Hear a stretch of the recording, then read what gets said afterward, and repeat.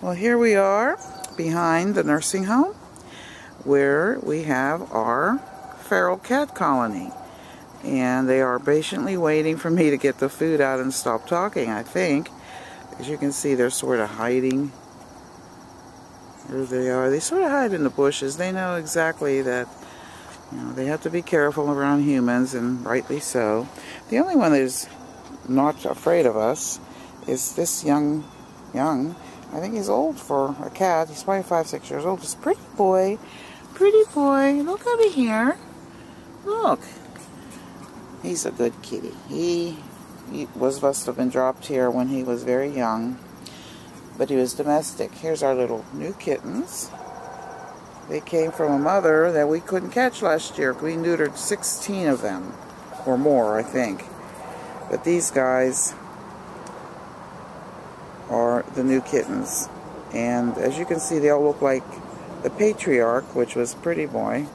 He was the father or grandfather or great-grandfather of all these cats. I'm trying to catch these little kittens soon to be neutered. But anyway, let me put this down and feed them because they look really hungry, and I'll continue later here while I go and get water for them. Let's see if any of them knock this down. I'll be back in a minute. And watch them eat, because they're hungry.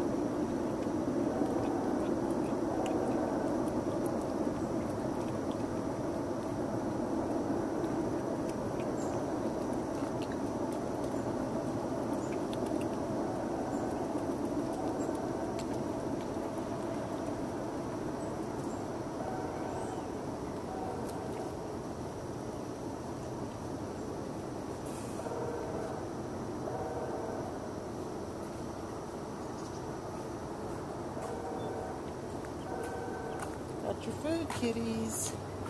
You eating everything? Because I'm hungry, huh? Well, I'm back.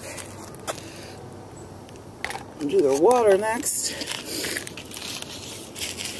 This is the back of the nursing home where my husband was until a few weeks ago when he passed away.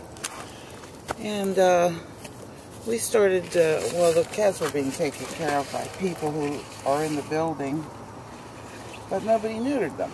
There were about 22 last year. So my friend Kathy, who was my husband's caregiver, and me, we decided to take that chore upon ourselves. And it wasn't easy. I just had heart surgery, and we had to comply with the feral cat programs. With the feral cats, you have to have their traps that they want you to have.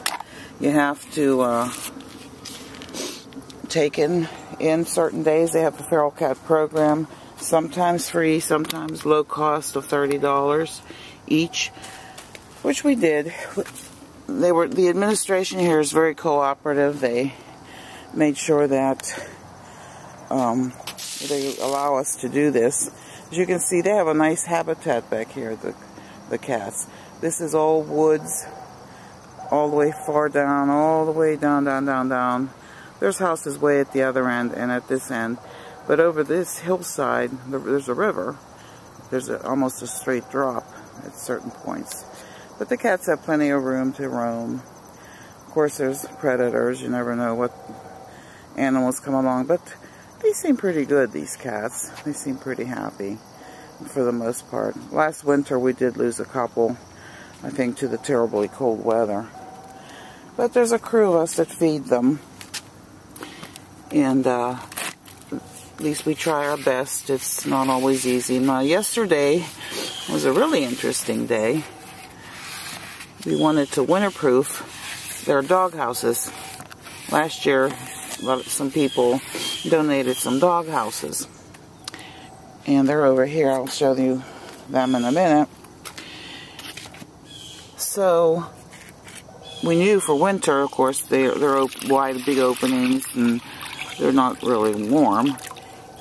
Straw is the best insulator. We put that at the bottom because it keeps them dry. These are the houses we insulated yesterday. Now, I'll show you. This is they call this an igloo, which it really is a dog igloo. We found this insulation that is like, I think, aluminum on both sides, and it has like an air pocket in the middle, and I think they use this for pipes, you know, to keep them warm. So this is one, and now thank God for duct tape. Whoever invented that was a genius, because we used it to, you know, keep everything together. Now the igloo is fine with that. Now these, however, were bigger dog houses, and what we did, as you can see, we used bungee cords to really keep it in place. So this is one that was donated. This is another one. This was a harder shape to get it to conform to the siding, but not siding, but the insulation. But we did it. It took time. We had 5 people. Nancy, who works here, Kathy, my husband's old caregiver, and now she's working for Walmart, but she did take time out to help us with this.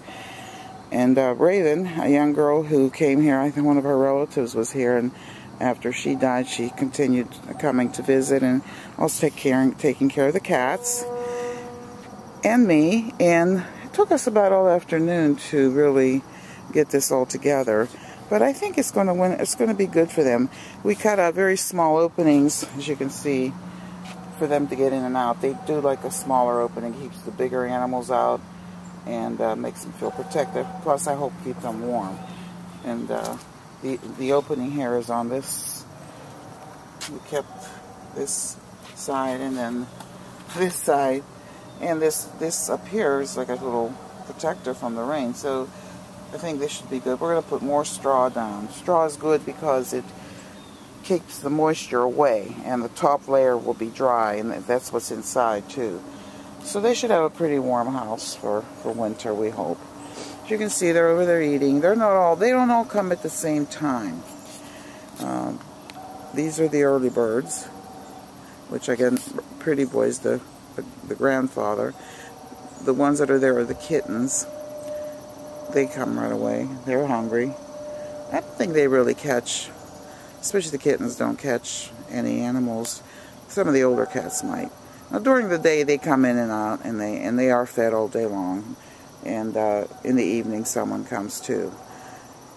A lot of people ask me, why do I do this? It is time-consuming and hard, especially in the winter. Really hard, because it's so cold. And sometimes this whole area here, the snow just comes right up on it. We have to actually dig it out. But, you know, if I'm in a nice warm house, and I know the others feel the same way, I can't help thinking about them and coming up. We got to do it. It's like something you've got to do. Once you start, it's hard not to do it anymore. So I'm going to continue, even though my husband's not here anymore. I feel I just have to. And so do the others. I don't think anybody can really quit it. And there's other people that come here and there. So that helps. Everything helps. So anyway, that was our chore for yesterday. I'd just like to show everyone, if you have a feral cat colony you're helping out with, maybe this will give you an idea. This insulation was about $30 a roll, and for all 3, or actually 4 houses, it took 2 rolls. I have even a little bit left. So hopefully this will be good for the kitties, and we'll continue this story.